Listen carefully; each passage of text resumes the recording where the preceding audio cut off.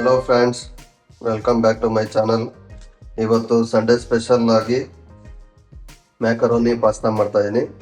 So ಅದಕ್ಕೆ ಹೇರಳವಾಗಿ various types of vegetables ತೊಗೊಂಡಿದ್ದೀನಿ. ಮಕ್ಕಳು ವೆಜಿಟೇಬಲ್ಸ್ ಹಂಗೆ ಕೊಟ್ಟರೆ ತಿನ್ನಲ್ಲ, ಸೊ ಅದಕ್ಕಾಗಿ ಇದೆಲ್ಲ ವೆಜಿಟೇಬಲ್ಸ್ ತೊಗೊಂಡು ಫಸ್ಟು ಒಂದು ಮೀಡಿಯಮ್ ಸೈಜ್ ಈರುಳ್ಳಿ, ಸ್ವಲ್ಪ ಗಾರ್ಲಿಕ್ಕು ಮತ್ತು ಒಂದು 6 ಮೆಣಸಿನ್ಕಾಯಿ ಪ್ಲಸ್ ಕೊರಿಯಂಡರ್ನ ಮಿಕ್ಸಿ ಮಾಡಿ ಇಟ್ಕೊಂಡಿದ್ದೀನಿ.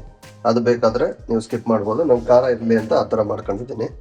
ಸೊ ವೆಜಿಟೇಬಲ್ಸ್ ಬಂದು ಏನೇನು ತೊಗೊಂಡಿದ್ದೀನಿ ಅಂದರೆ ಬ್ರಾಕೊಲಿ, ಕ್ಯಾಪ್ಸಿಕಮ್, ಮಶ್ರೂಮ್, ಕ್ಯಾರೆಟ್, ಆಮೇಲೆ ಕ್ಯಾಬೇಜ್, ಸ್ವಲ್ಪ ಬೇಬಿ ಕಾರ್ನು ಮತ್ತು ಕಾರ್ನ್, ಇದಿಷ್ಟು ತೊಗೊಂಡಿದ್ದೀನಿ ವೆಜಿಟೇಬಲ್ಸ್ ಆಗಿ.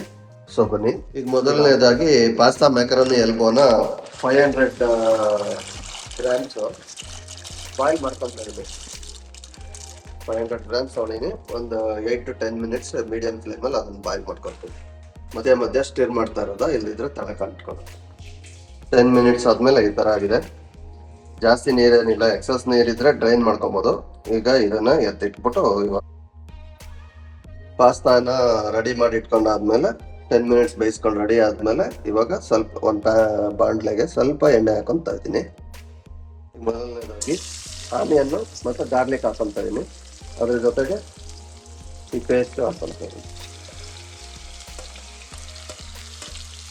ಇದನ್ನು ಚೆನ್ನಾಗಿ ಫ್ರೈ ಮಾಡ್ಕೊಳ್ತೀನಿ. ಆನಿಯನ್ ಎಲ್ಲ ಒಂದು 2-3 ಮಿನಿಟ್ಸ್ ನೀಟಾಗಿ ಬೇಯ್ದಾದ್ಮೇಲೆ ಇವಾಗ ಎಲ್ಲ ತರಕಾರಿಗಳನ್ನ ಅದಕ್ಕೆ ಸೇರಿಸ್ಕೊಳ್ತಾ ಇದ್ದೀನಿ.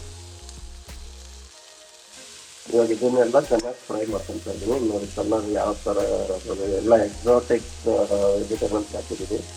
ಸೊ ಕಲರ್ ಎಲ್ಲ ಚೆನ್ನಾಗಿ ಕೊಡ್ತಾ ಇದ್ದೀನಿ.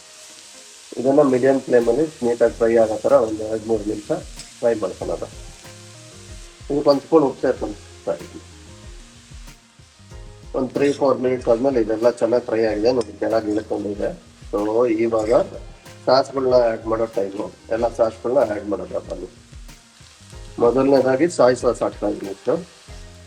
ನೆಕ್ಸ್ಟ್ ಗ್ರೀನ್ ಚಿಲ್ಲಿ ಸಾಸ್, ಕೊನೆಯದಾಗಿ tomato sauce, pizza pasta sauce. So ಅದನ್ನು ಸ್ವಲ್ಪ ಜಾಸ್ತಿ ಆ್ಯಡ್ ಮಾಡ್ಕೊತಾ ಇದ್ದೀನಿ.